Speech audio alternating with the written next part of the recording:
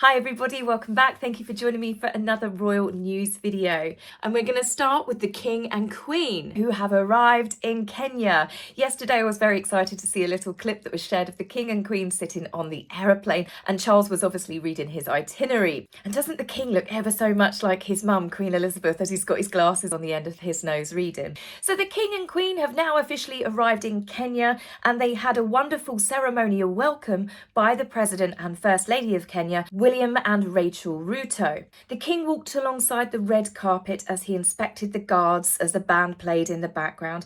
He also has taken part in the laying of the wreath ceremony at the tomb of the unknown warrior.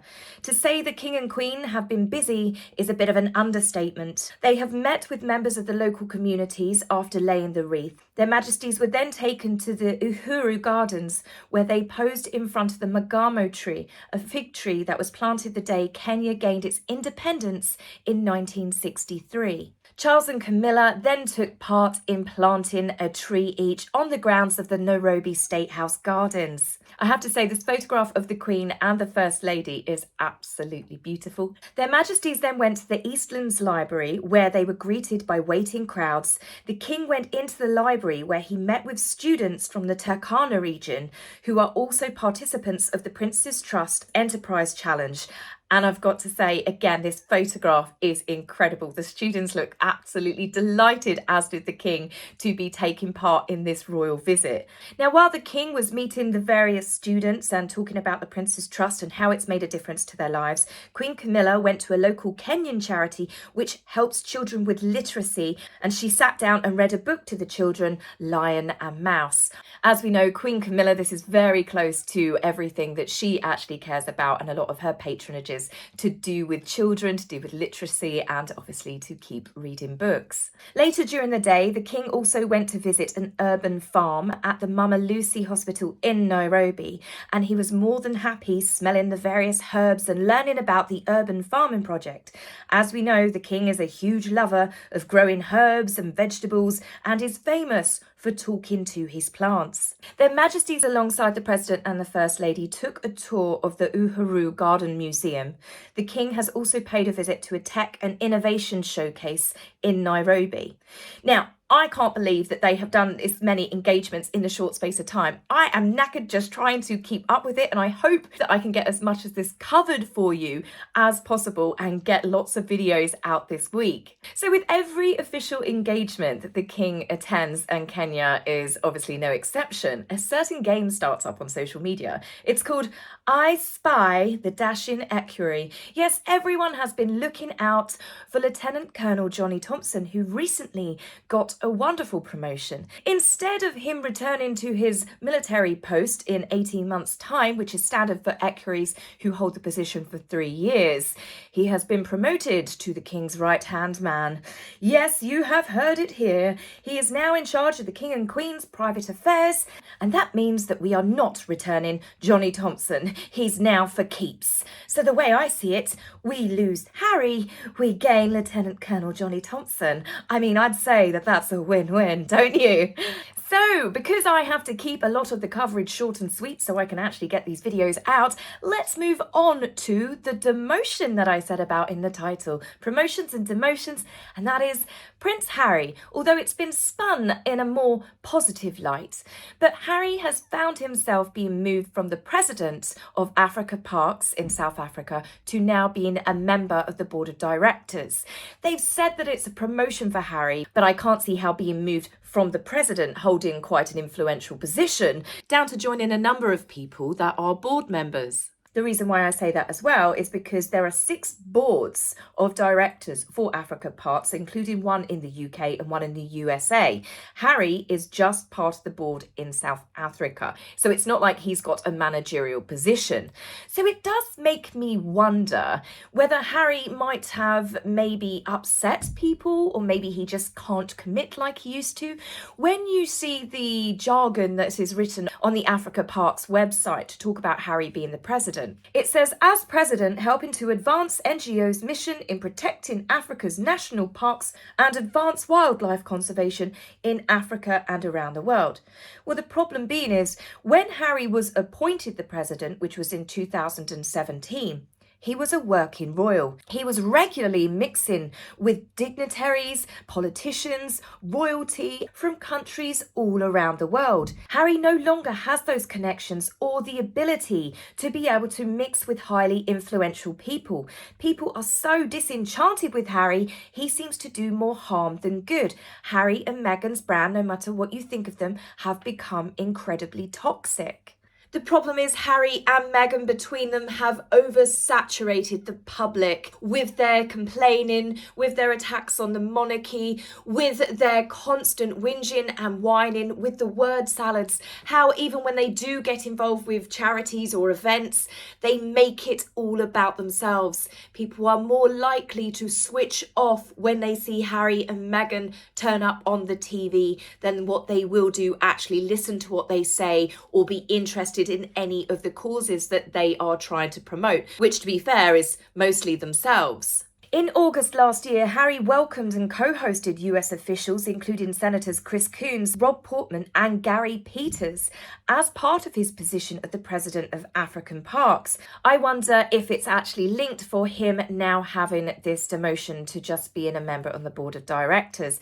Harry is obviously so busy jet-setting the world, playing polo and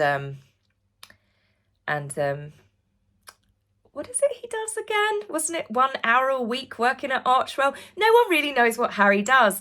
But needless to say, I don't think he's done a lot of promoting of Africa Parks since he and Meghan declared that they were leaving the royal family. In fact, all I've really seen of Harry do in recent years is generally use African countries to promote himself and his wife. My other thought is perhaps they simply could not afford to keep Harry on as the president. There is no doubt that come with a position like that, and we know that Harry and Meghan like to demand that everyone else pays for their lifestyle. Perhaps Africa Parks had to put their hands in their pocket to pay for Harry's security, his accommodation and his travel whilst he went over and took the US senators with him. And that's the other thing, the fact that he was with Democratic senators sends off little red flags for me. It makes me wonder, was Harry there as a representative of Africa Parks, wanted to teach them about the countries that he loves? Or was he there because his wife pushed him to go because it helps with her political aspirations?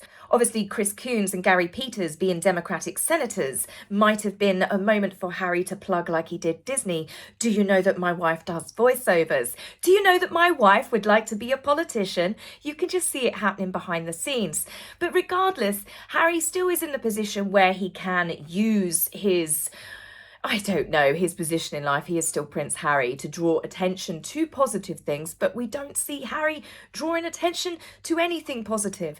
The opportunities that he's had to go to Africa and to shine a light, as Meghan likes to say, on a lot of organisations and people and communities out there, they used it to promote themselves or to air their grievances at the royal family.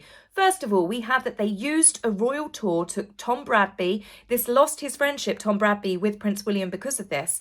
And they used that royal tour to film a documentary, to launch the first grenades and to pave the way for Megxit actually happening. We've since learned Megxit was not a spur-of-the-moment decision. They've been planning it before the wedding. Royal tours are meant to draw attention to the people, as I said, the organisations, the charities, to promote a country, to promote communities, to help maybe draw in sponsorship and donations from other charities around the world that like to team up and help communities.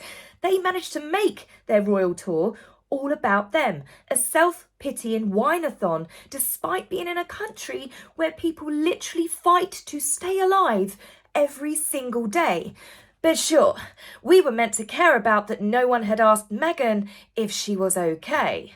More recently, we had Nigeria. Meghan used Nigeria to give herself even more coverage at the Invictus Games by declaring she's 43% Nigerian, posing with the team, posing with the flag. She and Harry deliberately coordinated that, so it made it look like that Meghan's the princess of Nigeria.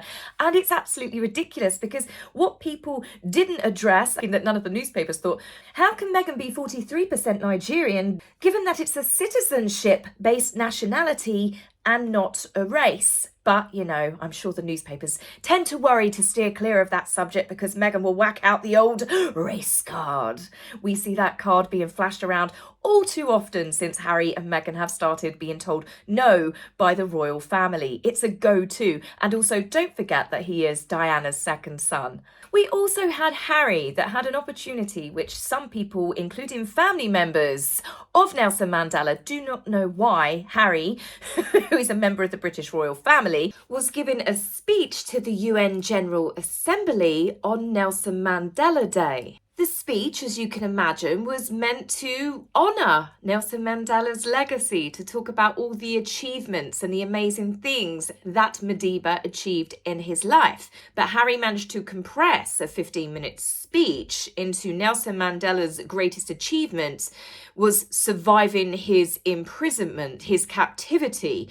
And you can't help but feel there's undertones there where Harry's trying to say, I can relate because I was enslaved by the evil royal family, as was my wife. Needless to say, the coverage of Harry's speech wasn't very positive. Nelson Mandela's family members spoke out and said it actually did a disservice to his memory. It's hardly surprising when Harry said things such as, hope is the fuel that courage requires, and that doesn't mean he was perfect. No, he was something better. He was human.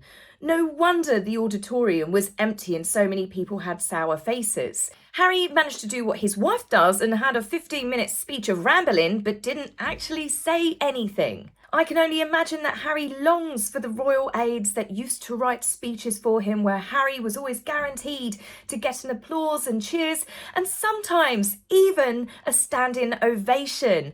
Those days are long gone because he lets his wife dictate and write his speeches. Now, my personal belief when it comes to Africa, and especially Lesotho, I think that Harry genuinely did love the country. I think he did care about the people there. I know some people will disagree with me. I don't think Harry is all bad. I do think that he has gone down a very dark path and he's got someone holding his hand, or rather dragging his hand, leading him down it. Meghan has managed to nurture all of Harry's negative traits. The traits were obviously always there and you can't blame Meghan for all of it.